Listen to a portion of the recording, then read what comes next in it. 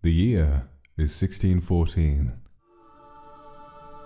At the close of Japan's Sengoku period, the country is torn asunder by bloody violence and broken bones.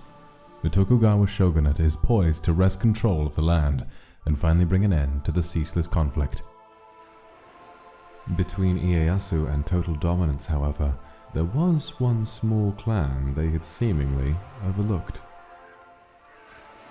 At the peak of Honshu, resting at the tip of its northern peninsula, sat a small, insignificant hold.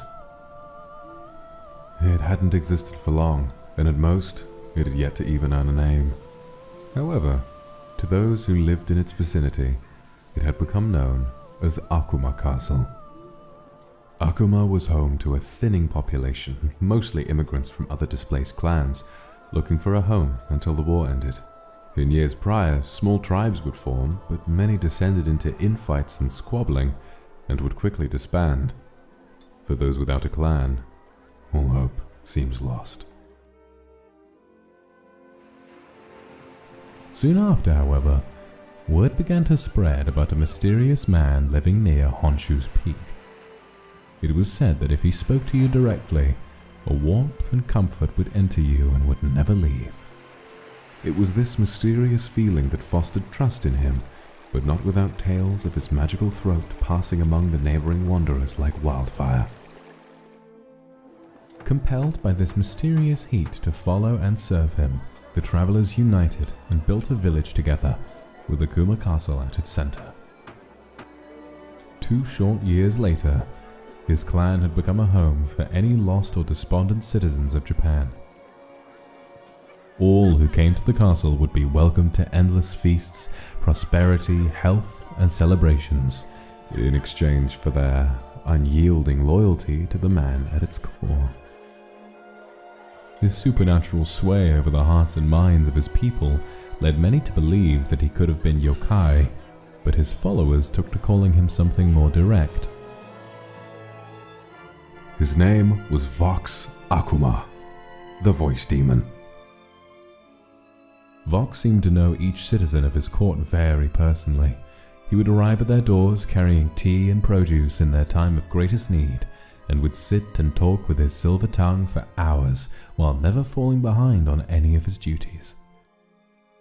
The loyal saw him not as a lord, but as their friend.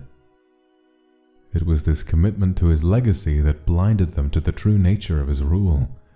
Any who ventured outside Akuma's gates would see the bodies of similar deserters torn to ribbons by his sword, before quickly meeting a similar fate themselves. One day, a diplomat from the Tokugawa shogunate arrived at Akuma Castle's gates.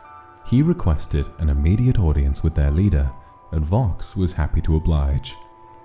In his decadent throne room, Vox had the man kneel and state his purpose. He said, with a quivering in his lungs, that if the Akuma clan did not agree to merge with the growing borders of Tokugawa, that his master Ieyasu would declare war.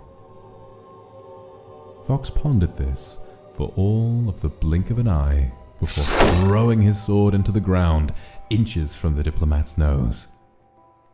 Vox spoke, and as he did, a wave not of warmth but of cold and icy dread coated the hall. The king's duty is to his people, he said, and living as one of you will make them people no more. Tell your master I am ready for his war.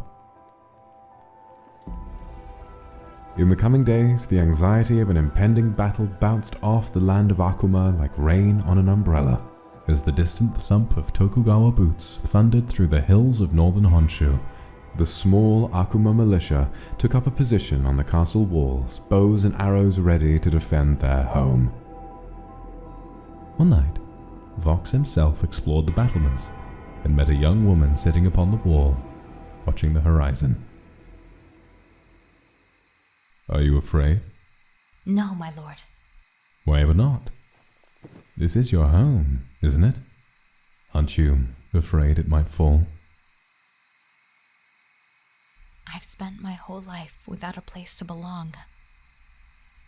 This place is the only home I've ever known, and I'd be without a reason to live if it fell. So you are afraid?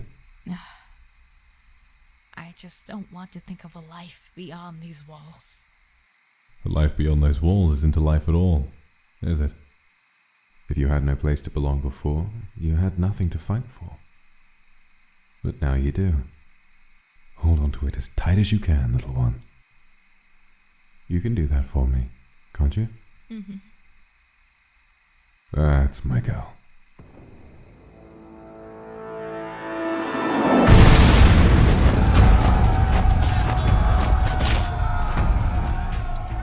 As the Tokugawa shinobi quickly slaughtered Vox's soldiers, a grand army appeared at the crest of a nearby hill.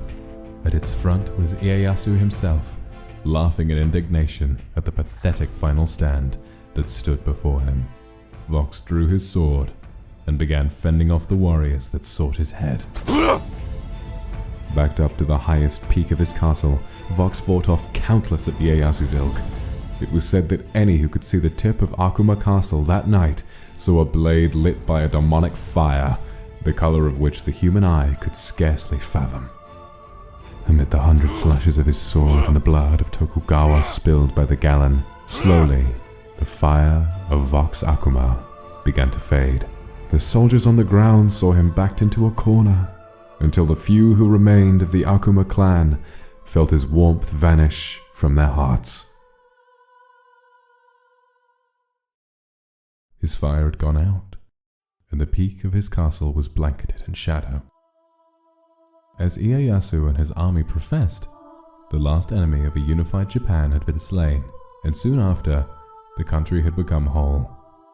Some believed, however, that his demonic blood would keep him alive. This, of course, is simply hearsay.